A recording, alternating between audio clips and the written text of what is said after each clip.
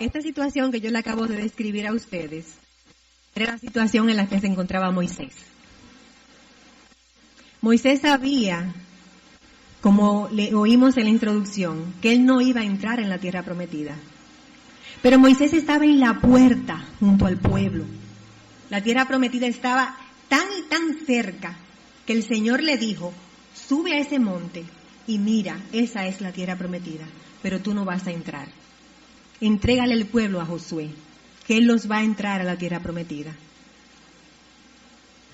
Él estaba muy cerca, pero solamente la pudo mirar. Justamente porque él sabía cuál era la condición del pueblo de Israel, él les deja estos escritos para que ellos entendieran cuál era el propósito de sus vidas ahora que ellos iban a entrar a la tierra prometida. Y como vemos en el primer capítulo y en los primeros versículos que se leyeron, Moisés le hace unas cuantas exhortaciones. El primer discurso que él les escribe abarca del capítulo 1 al capítulo 4. En los primeros 3 capítulos, Moisés le hace un recuento histórico a esa segunda generación que va a entrar a la tierra prometida y que tal vez no conocía muchas cosas. Entonces, en el capítulo 4, en el versículo 1, hace las primeras exhortaciones. Él les dice que ustedes deben ejecutar, en el versículo 1 dice, ejecutar y vivir los estatutos y decretos que yo les he enseñado. Pero le hace una advertencia en el versículo 2, no añadan ni quiten. Parece que el pueblo de Israel se parecía a nosotros, que nosotros queremos añadir a la palabra porque tenemos mejores ideas que Dios. Entonces Moisés le dice, no añadan ni quiten, guarden la palabra exactamente como Él se las he entregado. Entonces, además de todo, en el versículo 3 le dice, recuerden lo que sus ojos vieron. Y les dice especialmente 2 cosas. Le dicen, recuérdense que vendrá juicio si ustedes desobedecen. Y ese juicio era ¿qué? Destrucción y muerte. Pero les dice, también recuérdense que serán bendecidos con sus vidas si ustedes obedecen la palabra. Moisés entendía el peligro que significaba que ellos desviaran su mirada. Acuérdense que ellos iban a entrar a la tierra prometida y ellos, a pesar de que el Señor se las había entregado, ellos tenían que conquistar esa tierra. Ahí había personas que vivían ahí, el Señor les había dicho, saquen esos pueblos de ahí y entonces posean la tierra. Moisés sabía todo lo que ellos iban a encontrar. Entonces él sabía el peligro que significaba que ellos se distrajeran con esas cosas y quitaran su mirada del Señor. Entonces en el versículo 5 le dice, mirad, yo os he enseñado estatutos y decretos como Jehová mi Dios me mandó, para que hagáis así en medio de la tierra en la cual entráis para tomar posesión de ella. Guardadlos pues y ponedlos por obra, porque esta es vuestra sabiduría y vuestra inteligencia ante los ojos de los pueblos, los cuales oirán todos estos estatutos y dirán, ciertamente, pueblo sabio y entendido, nación grande es esta. El sentido de urgencia que tenía Moisés en estos discursos, recuérdense que eso es una nota que él estaba dejando antes de morir. Recuérdense que esas eran advertencias a un pueblo con el cual él había estado, con el cual había pastorado, pero que ya no iba a estar con ellos más, porque él iba a morir antes de entrar a la tierra prometida. Entonces, el sentido de urgencia que él tiene se manifiesta de manera especial en los términos que él escoge para manifestar esas advertencias. Y nosotros vamos a ver esta palabra, guarda, guardadlo, cuídate, cuida, guardaréis. La vamos a ver en todo el libro de Deuteronomio, la vamos a ver repetida aproximadamente unas 30 veces. Y digo aproximadamente porque se me puede haber escapado una cuando estuve contando. Y de esas 30 ocasiones, 6 se repiten en este libro. En este capítulo 4. La palabra en el original es shamar. Y su traducción, lo que significa, lo que denota es una advertencia contundente. Por eso Moisés utilizó esa palabra. Cuando nosotros vemos en la palabra palabras, ideas, frases, temas que se repiten varias veces, nosotros tenemos que poner atención, porque el Señor quiere comunicarnos algo. Y el Señor estaba haciendo a través de Moisés una advertencia contundente al pueblo de Israel, para que ellos entendieran el peligro que significaba que ellos desviaran su mirada. Porque desviar su mirada iba a significar que ellos se iban a apartar del único Dios vivo y verdadero. Entonces, en este contexto encontramos nuestro versículo central, que es el versículo 9 del capítulo 4, que dice: por tanto, guárdate y guarda tu alma con diligencia, para que no te olvides de las cosas que tus ojos han visto, ni se aparten de tu... No podían ser de otra forma. Eran dioses hechos de madera, de palo. No eran personas. Ellos no podían tener una relación con sus dioses. Por eso la relación con sus dioses era una relación fría, una relación distante. Sin embargo, el pueblo de Israel tenía un Dios cercano. Ellos eran reconocidos como una nación entendida y sabia.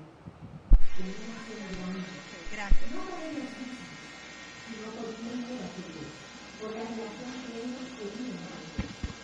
El pueblo de Israel Les decía que estas son cosas que ustedes saben que pasan en vivo, que eso es, tenemos que estar acostumbradas. Recordemos en qué estamos aquí. Eso es lo importante. caminaba porque manifestaba en una columna de nube, protegiéndolos del sol, y de noche con una columna de fuego, alumbrándoles y también dándoles calor, y proveyendo para ellos en todo tiempo para todas sus necesidades. De la misma forma, mi hermana, tú y yo tenemos un Dios cercano, un Dios que nos ha acompañado en todo tiempo. Aún en estos momentos, y como dice el salmista, son como valles de sombras de muerte. Y tú sabes, mi hermana, porque tú has experimentado esto, en ese tiempo tú has sentido cómo el Señor te toma de la mano, cómo el Señor te acompaña en ese camino. Y a pesar de que no cambien necesariamente las circunstancias, porque muchas veces no las cambian, porque esas dos circunstancias están diseñadas para transformarte a ti y para hacerte útil para su obra. Pero Él en ese tiempo te lleva de la mano, te acompaña, te fortalece, te sostiene y te consuela. Yo sé que todas nosotras podemos dar ese testimonio. Israel no era solamente un pueblo reconocido porque tenía un Dios cercano, sino que también era reconocido porque tenía un Dios santo. A medida que nosotros leemos el libro del Deuteronomio, es imposible que nosotros no podamos entender que a pesar de que Moisés habla de todos los mandamientos, el énfasis que él hace en los mandamientos, que son: no tendrás dioses ajenos delante de ti y no te harás mal. Eso es algo sumamente notorio. ¿Y por qué? Porque el énfasis de Moisés era que ellos se enfocaran en Dios. Tomes control de todas las cosas que están pasando ahora, Señor. Y que nosotras no podemos controlar, pero que tú sí puedes. Que tú tomes control, Señor, de mis emociones, para que yo pueda expresar lo que tú tienes para todas nosotras en el día de hoy. Que tú tomes control de mis pensamientos, de mis palabras, para que sea tu mensaje y no el mío, Señor. Porque el mío no edifica, es el tuyo el que queremos, Señor. El que fortalece, el que consuela y el que transforma el alma. Padre bendito, te suplicamos que tú nos ayudes en este tiempo que vamos a iniciar hoy, a estar dispuestas a que tu palabra nos cambie, aunque nos duela, aunque sea difícil, que estemos dispuestas, Señor, a exponernos, Señor, a ese cambio que tú quieres para nosotras. Queremos ser útiles en tus manos, Señor. Cámbianos, transfórmanos. Y aquellas hermanas que están aquí y que están pasando por situaciones difíciles, consuélala, Señor, y fortalécela como solamente tú puedes hacerlo. Ayúdanos, Señor, a conocerte a ti, porque conociéndote a ti es la única forma que vamos a poder guardar nuestras almas y corazones. Gracias por todo lo que tú vas a hacer, por todo lo que tú has hecho y por todo lo que tú harás en nuestras vidas. En Cristo Jesús. Amén. Este mensaje se titula Guarda su palabra. ¿Por qué debemos guardar la palabra? A ver. ¿Por qué debemos guardar la palabra? Primero, porque la palabra de Dios revela su naturaleza. Por lo tanto, conocer la palabra me ayudará a guardar mi alma y corazón en él. Si leemos atentamente la palabra, nosotros podemos ver que cada palabra, cada oración, cada idea nos da un retrato perfecto de nuestro amado Salvador. No necesitamos una imagen, porque la palabra nos retrata, nos dice, nos ayuda a conocer quién es nuestro Padre. Vamos a hacer este ejercicio con el capítulo 4, comenzando con los versículos 6 y 7. Yo voy a estar leyendo de aquí, de mi computadora, porque he sacado los versículos aquí para que me sea más fácil. Y antes de iniciar, quería comentarles algo. En este capítulo 4 nosotros vamos a ver algunas características de Dios. Hay otras más en el mismo capítulo, pero por razones de tiempo no podemos verlas todas. Acuérdense que Dios es infinito y por lo tanto son muchas cosas las que Él nos describe. Y si nosotros pudiéramos agotarlas todas, entonces Él dejaría de ser un Dios grande e infinito. En este capítulo 4, como les decía, vamos a destacar algunas. Hay otras que tal vez no las vamos a mencionar, pero en su estudio personal ustedes pueden encontrar otras más. Versículos 6 y 7 del capítulo 4 dice: guardadlos pues y ponedlos por obra. ¿Qué es lo que vamos a poner por obra? Los mandamientos, ¿verdad? La palabra. Entonces conectamos con el versículo 7. Porque esta es vuestra sabiduría y vuestra inteligencia ante los ojos de los pueblos, los cuales oirán todos estos estatutos y dirán: ciertamente, pueblo sabio, entendido, nación grande es esta, refiriéndose a Israel, ¿no? Porque ¿qué nación grande hay que tenga dioses tan cercanos a ellos como lo está Jehová nuestro Dios en todo lo que pedimos? Recordemos, hermanas, que el pueblo de Israel estuvo 400 años como esclavo en Egipto. Y lo que ellos vieron en Egipto fue algo que ellos, no solamente vieron, ellos tuvieron vivencias. Por lo tanto, ellos estuvieron inmersos en esa cultura idólatra. Y muchas de las cosas que ellos vieron afectaron sus vidas. ¿Qué ellos vieron con relación a los dioses de los egipcios y los egipcios mismos? Ellos vieron que eran dioses fríos, dioses distantes, lejanos. Porque imagínense ustedes, no podían ser de otra forma. Eran dioses hechos de madera, de palo. No eran personas. Ellos no podían tener una relación con sus dioses. Por eso la relación con esos dioses era una relación fría, una relación distante. Sin embargo, el pueblo de Israel tenía un Dios cercano. Ellos eran reconocidos como una nación entendida y sabia, como una nación grande. No por ellos mismos, sino por quién era su Dios, por la relación que ellos tenían con Dios. El pueblo de Israel tenía un Dios que había caminado con ellos durante todo su peregrinar en el desierto. Y de día, Él se manifestaba en una columna de nube, protegiéndolos del sol, y de noche con una columna de fuego, alumbrándoles y también dándoles calor, y proveyendo para ellos en todo tiempo para todas sus necesidades.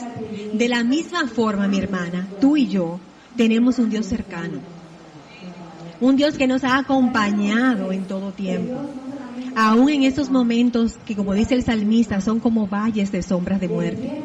Y tú sabes, mi hermana, porque tú has experimentado eso, que en ese tiempo tú has sentido cómo el Señor te toma de la mano, cómo el Señor te acompaña en ese camino. Y a pesar de que no cambie necesariamente las circunstancias, porque muchas veces Él no las cambia, porque esas circunstancias están diseñadas para transformarte a ti y para hacerte útil para su obra. Pero Él en ese tiempo te lleva de la mano, te acompaña, te fortalece, te sostiene y te consuela. Y yo sé que todas nosotras podemos dar ese testimonio. Israel no era solamente un pueblo reconocido porque tenía un Dios cercano, sino que también era reconocido porque tenían un Dios santo. A medida que nosotros leemos el libro de Deuteronomio, es imposible que nosotros no notemos que a pesar de que Moisés habla de todos los mandamientos, el énfasis que él hace es en los primeros 2 mandamientos, que son: no tendrás dioses ajenos delante de ti y no te harás imagen. Eso es algo sumamente notorio. ¿Y por qué? Porque el énfasis de Moisés era que ellos se enfocaran en Dios y solamente en Él. Veamos los versículos del 15 al 19. Dice: guarda pues mucho. Fíjense que no es así, no, mucho. Y esta palabra, mucho, sustituye a la expresión con diligencia del versículo 9, que es nuestro texto central. O sea que fíjense que él hace un énfasis: guárdalos mucho. ¿Por qué? Porque está hablando de los mandamientos. Vuestras almas, pues ninguna figura visteis. Fíjense que yo creo que puse la palabra donde yo estoy haciendo énfasis, que lo quiero que ustedes vean, las puse o sombreadas o en mayúsculas. Dice: ninguna figura visteis el día que Jehová habló con vosotros de en medio del fuego, para que no os corrompáis y hagáis para vosotros escultura, imagen de figura alguna, efigie de varón o hembra, figura de animal alguno que está en la tierra, figura de ave alguna alada que vuele por el aire, figura de ningún animal que se arrastre sobre la tierra, figura de pez alguno que haya en el agua debajo de la tierra. No sea que alces tus ojos al cielo y viendo el sol y la luna y las estrellas y todo el ejército del cielo, seas impulsado y te inclines a ellos y les sirvas. Porque Jehová tu Dios los ha concedido a todos los pueblos debajo de todos los cielos. ¿Qué nosotros vemos en este pasaje, mis hermanos? Hay 5 puntos que son importantes. Primero, puesto que Dios solamente les había permitido oírlos, no había permitido verles, cualquier imagen que ellos hicieran era una imagen de cualquier cosa menos del Dios verdadero. Por lo tanto, ellos estarían dando su adoración a otro que no era el Dios verdadero. Y la idolatría iba a corromper sus corazones, porque dar la adoración a otra cosa que no es Dios es idolatría. También aquí hay 2 cosas que vemos: que Dios se define como fuego consumidor, y eso habla de su santidad. Dice Isaías 42:8, que a otro no daré mi gloria. Dios no comparte su gloria con nada ni con nadie. Además de eso, dice que Dios es un Dios celoso. Dice que Él no va a tolerar nada, no va a tolerar absolutamente nada ni nadie que lo sustituya a Él. Y eso era una cosa que Moisés quería que el pueblo tuviera muy presente. Leyendo e investigando, encontré un artículo escrito por Sarah Garrett para la Coalición por el Evangelio, que dice, y tomé esta cita que me pareció muy interesante. Dice: a diferencia de los israelitas en el Antiguo Testamento, no tenemos que crear una estatua de oro, recuérdense, haciendo alusión al becerro, para que la idolatría se apodere de nuestros corazones. Si no somos cuidadosas, podemos cometer idolatría en nuestros corazones sin siquiera saberlo. Cuando yo leí eso, realmente fue un poco aterrador, porque a veces nosotros estamos idolatrando sin siquiera saberlo. Por eso es que debemos estar escudriñando nuestros corazones constantemente. Constantemente nosotros tenemos que escudriñar nuestros corazones, como decía el salmista. Hermanas, ¿cuántas de nosotras no hemos deseado en algún momento algo que es genuino, pero que sutilmente se convierte en algo que domina nuestros pensamientos, nuestras conversaciones, nuestros sueños e incluso nuestras oraciones? ¿Cuántas de nosotras no hemos estado ahí? Yo creo que todas. Ahora, ¿cuál es el problema de todo esto? El problema es la palabra me domina. Porque ¿qué pasa cuando ese deseo no es satisfecho. Entonces, cuando este deseo no es satisfecho, produce en nosotros falta de contentamiento, irritabilidad y queja. En ese momento nosotros nos tenemos que estar alerta y darnos cuenta que ese deseo se ha convertido en un ídolo. Y en ese momento nosotros tenemos que confesar eso al Señor, entregárselo eso al Señor, porque cualquier cosa que compita con Dios es un ídolo. Dios nos creó para que le adoremos a Él. Eso lo podemos ver en Isaías 43:21. Y si no lo estamos adorando a Él, fácil y rápidamente nuestro corazón se inclinará a adorar a algo o a alguien. Por eso, hermanas, es que la palabra de Dios tiene que estar morando en nuestros corazones. De manera que nosotros no permitamos que este corazón engañoso, que busca su satisfacción en la vanagloria de la vida, nos engañe. Tenemos que estar pendientes, escudriñando nuestros corazones y llenando nuestra vida con la palabra de Dios. Sabiendo Moisés que Dios no solamente era un Dios cercano, sino también un Dios santo, le advierte al pueblo de Israel que vendría juicio si ellos no obedecían la palabra.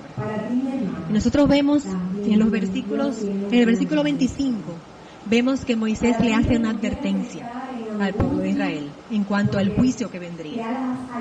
Dice el versículo 25: cuando hayáis engendrado hijos y nietos y hayáis envejecido en la tierra, si os corrompiereis e hiciereis escultura o imagen de cualquier cosa, e hiciereis lo malo ante los ojos de Jehová vuestro Dios para enojarlo.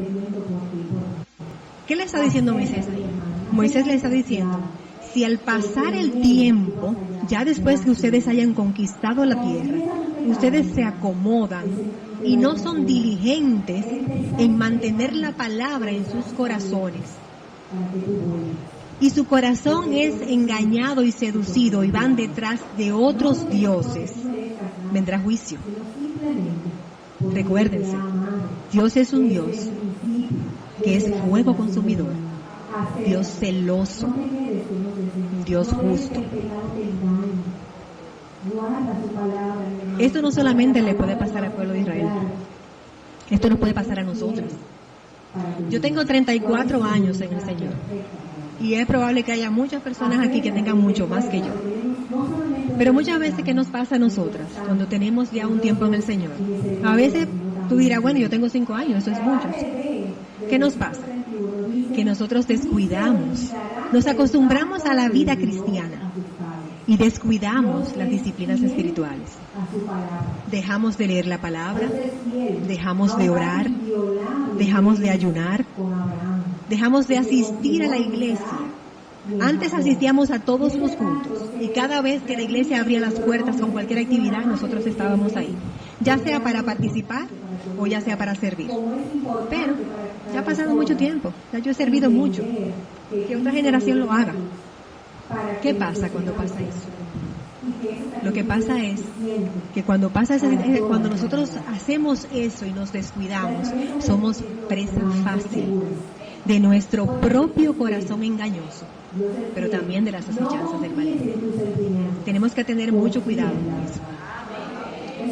Guardar la palabra no es una opción, mi hermana. Es hacer provisión para ese tiempo que vamos a estar en el desierto, en el cual vamos a encontrar enemigos que van a atentar contra nuestra comunión con el Señor. Por lo tanto, mi hermana, no te descuides. Guarda la palabra, guárdala en tu corazón, guárdala en tu mente, para que tú puedas utilizarla en tiempos como este. ¿En qué consistía este juicio? Que el pueblo de Israel podía enfrentar y que nosotros pudiéramos enfrentar si nosotros descuidamos la palabra. En el versículo 26 vemos que ellos perderían su herencia. Dice: yo pongo hoy por testigo al cielo y a la tierra que pronto pereceréis totalmente de la tierra, hacia la cual pasáis el Jordán para tomar posesión de ella. No estaréis en ella largos días, sin que seáis destruidos. ¿Qué más les va a pasar? Ellos perderían su identidad. El versículo 27 dice, y Jehová os esparcirá entre los pueblos, y quedaréis pocos en número entre las naciones a las cuales os llevará Jehová. Recuérdense que parte de la promesa era que ellos iban a ser una nación grande, y que ellos iban a ser no solamente una nación grande en cuanto a prestigio, sino en cuanto a número. Y ellos iban a perder esto si ellos pecaban sin no guardar la palabra. ¿Qué otra cosa podía pasar? Serían extraviados, entregados a su extravío y desesperanza. El versículo 28 dice, y serviréis allí a dioses hechos de manos de hombres, de madera, de piedra, que no ven, ni oyen, ni comen, ni huelen. Si son dioses así, ¿qué relación podían tener ellos con esos dioses? Dioses que no oían, que no veían, que no olían. Era imposible que ellos pudieran tener una relación con ellos. Por eso ellos iban a ser entregados a la desesperanza, porque ellos iban a perder esa relación con Dios. Un palo no podía tener una relación con ellos, una piedra tampoco. Entonces, esa era parte de las advertencias que le hacía Moisés. Ahora, a diferencia del pueblo de Israel, nuestra condición en Cristo es diferente, hermano. A pesar de que nosotros pudiéramos estar en algún pecado, no vamos a perder nuestra herencia, porque esa herencia es Cristo. Y no depende, lo que hizo, esa herencia no depende de lo que tú hagas o dejes de hacer. Esa salvación que tú tienes depende de lo que hizo Cristo en la cruz. No depende de ti, por eso no la vamos a perder. Tampoco el pecado nos puede arrebatar nuestra identidad, porque dice la palabra que cuando nosotros venimos a Cristo, somos sepultados en su muerte. Somos sellados con el Espíritu Santo y en Él estamos seguras y estamos completas. Sin embargo, mi hermana, el pecado sí puede traer consecuencias a nuestra vida. Cuando el pecado viene a mi vida, viene la culpa y viene la vergüenza. Y nuestra reacción natural es apartarnos del Señor y apartarnos de la palabra. Entonces, esa separación que Dios no quiere que ocurra, porque Él lo que quiere es que inmediatamente nosotros nos demos cuenta que hemos pecado, que vengamos a Él. Pero esa separación que se da de manera casi natural de parte de nosotras, porque nos alejamos. ¿Se acuerdan cómo hizo Adán, que se escondió? Eso mismo pasa con nosotros. Entonces, esa separación del Señor y de la palabra también va a hacer que nuestros pensamientos sean extraviados de la verdad.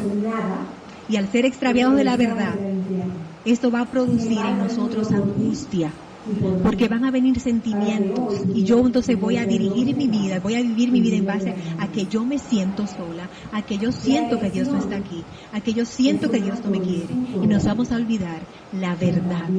La palabra dice que Dios siempre va a estar con nosotros. La palabra dice que Dios nos ama. Esa es la verdad de la palabra, pero el pecado va a hacer que nosotros confiemos más en nuestros sentimientos que en la verdad de la palabra. Por eso tenemos que en todo tiempo cuidar nuestras almas, y de la única forma que lo vamos a hacer, mis hermanas, es guardando su palabra. Sin embargo, y a pesar de que esto pase, hermanas, la buena noticia es que sí es cierto que Dios es justo y que en su justicia Él va a pasar juicio si hay pecado, pero también tenemos un Dios que es misericordioso en gran manera. Y en los versículos 29 y 31a vemos cómo Moisés les dice a ellos: más, o sea, a pesar de que ustedes estén en esa condición, a pesar de que ustedes hayan pecado, de que me hayan abandonado, que se hayan alejado, si desde allí, o sea, donde ustedes están, no solamente ese lugar físico, sino esa condición de su alma, me buscares, o sea, ustedes ejercieren su voluntad, me buscar a Jehová tu Dios, lo hallarás. ¿Por qué lo vamos a hallar, mis hermanos? Porque Él es un Dios cercano. Dice, si lo buscares de todo corazón y de toda tu alma, cuando estuvieres en angustia y te alcanzaren todas estas cosas se refieren a estos juicios, si en los postreros días te volvieres, te arrepintieres, cambiares de mente y de dirección, si te volvieres a Jehová tu Dios y oyereis su voz, entonces dice Dios, porque Dios es misericordioso, es Jehová tu Dios, porque Dios misericordioso es Jehová tu Dios, no te dejará ni te destruirá. Moisés le dice al pueblo de Israel, Dios es misericordioso y tiene un plan para ti, un plan de amor, un plan que refleja el amor que Él tiene por su pueblo. Y en Jeremías nosotros encontramos parte de este plan. Recuérdense que esta advertencia que le hizo Moisés de que ellos pecaban, el Señor los iba a esparcir por sobre la tierra, tuvo su cumplimiento en el cautiverio. Pero entonces en Jeremías nosotros vemos la promesa de misericordia. Dice, si tú te arrepientes, dice Jeremías, y seré hallado por vosotros, dice Jehová. O sea, si el pueblo lo buscare, dice Jehová, yo seré hallado por vosotros y haré volver vuestra cautividad y os reuniré de todas las naciones y de todos los lugares donde os arrojé, dice Jehová, y os haré volver al lugar de donde os hice llevar. Dios dice, yo los volveré a juntar, yo los traeré porque yo los amo. No los voy a dejar en angustia, yo volveré a traerlos para que ustedes estén conmigo, ustedes vuelvan en comunión conmigo. Dios también, en su infinita misericordia, tiene un plan de redención para la humanidad perdida. Yo no sé si aquí hay alguna persona que no conoce a Cristo, pero para ti, amiga, si estás aquí sin Cristo, Dios también te ha contemplado a ti en ese plan. Dios permitió que Cristo, su Hijo, viniera a morir para que tú, reconociendo que eres pecadora y aceptando su sacrificio, pudieras tener perdón de pecado y pudieras tener vida eterna en Él. Hoy es un buen día, mi amiga, para que tú hagas eso. Y si lo hace, yo te aseguro que todas nosotras nos gozaremos y alabaremos el nombre del Señor, igual que alabó el apóstol Pablo por los tesalonicenses, cuando ellos decidieron convertirse de los ídolos al único Dios vivo y verdadero. Para ti, mi hermana, también Dios tiene un plan de misericordia.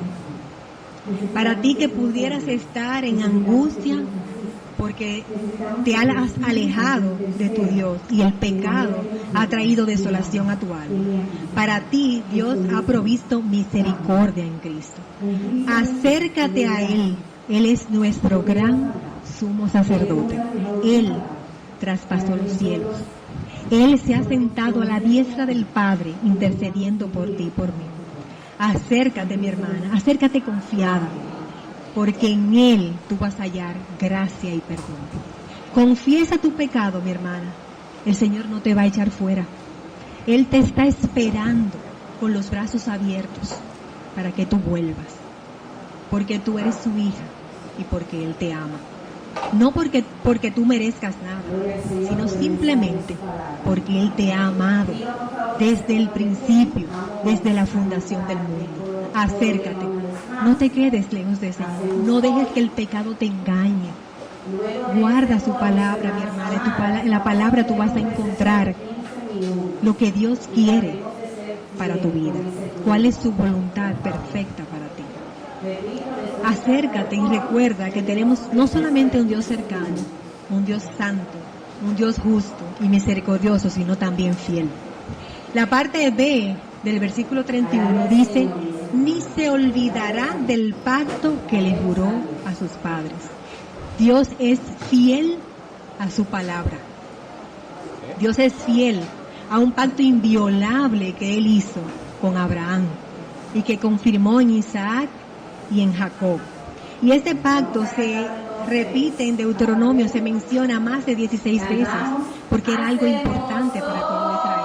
como es importante para nosotros entender que Cristo murió en la cruz para que nuestros pecados fueran perdonados y que ese sacrificio es suficiente para toda la eternidad. Las promesas de Dios, hermanas, son seguras, porque Dios es fiel. Dios es fiel. No confíes en tus sentimientos, confía en la verdad.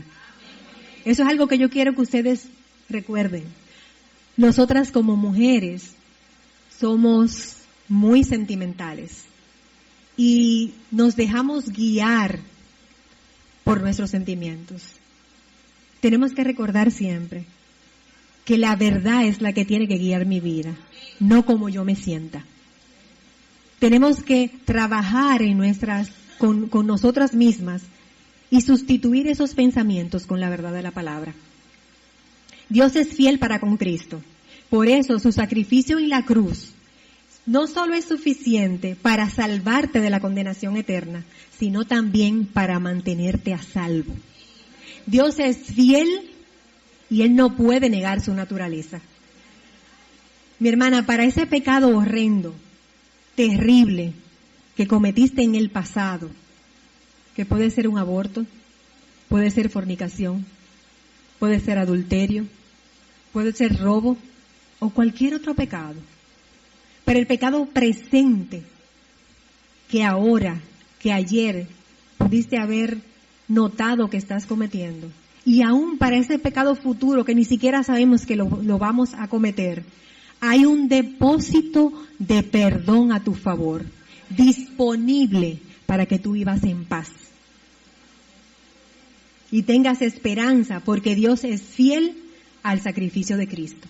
La única condición para que nosotras podamos retirar de ese depósito de perdón es que nos arrepintamos. Es la única condición. Y eso está en nuestras manos. Ya Dios ha hecho su parte. Pero también Dios es soberano. Y vemos en los versículos del 35 al 39. Dice, a ti te fue mostrado. Esta frase a mí me encanta. Yo no puedo evitar que este tipo de cosas me emocionen mucho. Porque dice, a ti te fue mostrado. Mi hermana, a ti te fue mostrado. Dios está pensando en ti en todo momento. Tú no eres una más. Dice a ti de manera personal. Para que supieses que Jehová es Dios y no hay otro fuera de Él. Conectamos con desde los cielos te hizo oír su voz para enseñarte. Conectamos el 37. Y por cuanto Él amó a tus padres, escogió su descendencia después de ellos y te sacó de Egipto con su presencia, con su gran poder, para echar de delante de tu presencia naciones grandes y más fuertes que tú, y para introducirte y darte su tierra por heredad como hoy. Aprende, pues, hoy y reflexiona en tu corazón que Jehová es Dios, arriba en el cielo y abajo en la tierra no hay otro. En el capítulo 7 de Deuteronomio, Moisés le dice, oye Israel. Hay un espíritu aquí. Dice, oye Israel, qué gran privilegio Dios te escogió a ti, porque te amó, para que fueras un pueblo especial. No porque eras más que todos los pueblos, al contrario, eras un pueblo insignificante. Pero Dios te escogió porque te amó y quiso guardar el mandamiento, el juramento, el pacto que hizo con Jacob, con Isaac y con Abraham. Simplemente porque Él quiso, no porque se lo merecían, porque nos amó. De la misma manera, Dios te escogió a ti, mi hermana. Dios te escogió a ti, dice la palabra, por el puro afecto de su voluntad. No merecíamos nada, lo que merecíamos era el infierno. Sin embargo, Él murió por ti y por mí, para que hoy pudiéramos tener perdón de pecados y vida eterna en Cristo. La elección es un acto de su soberanía. pero también es un acto de amor. Y como dice Juan 3:16, dice, porque de tal manera amó Dios al mundo, que ha dado a su Hijo unigénito, para que todo aquel que en Él cree no se pierda, mas tenga vida eterna. Prácticamente al finalizar su primer discurso, ¿se acuerdan que dijimos que el primer discurso de Moisés abarcaba del capítulo 1 al capítulo 4? Al final, casi al finalizar de su discurso, en el versículo 40, Moisés le dice al pueblo de Israel, y guarda sus estatutos y sus mandamientos, los cuales yo te mando hoy, para que te vaya bien a ti y a tus hijos después de ti, y prolongues tus días sobre la tierra que Jehová tu Dios te da para siempre. La tierra prometida es un tipo de nuestra vida en Cristo. Y así como los israelitas tuvieron que pelear y vencer a sus enemigos, nosotras también tenemos que pelear la buena batalla, asidas de la palabra de verdad, la palabra de vida, porque es lo único que guardará nuestras almas y la mantendrá enfocadas en Cristo, el único Dios vivo y verdadero. La palabra revela la naturaleza de nuestro Dios. Eso lo dijimos al principio. Pero esta partecita es muy importante.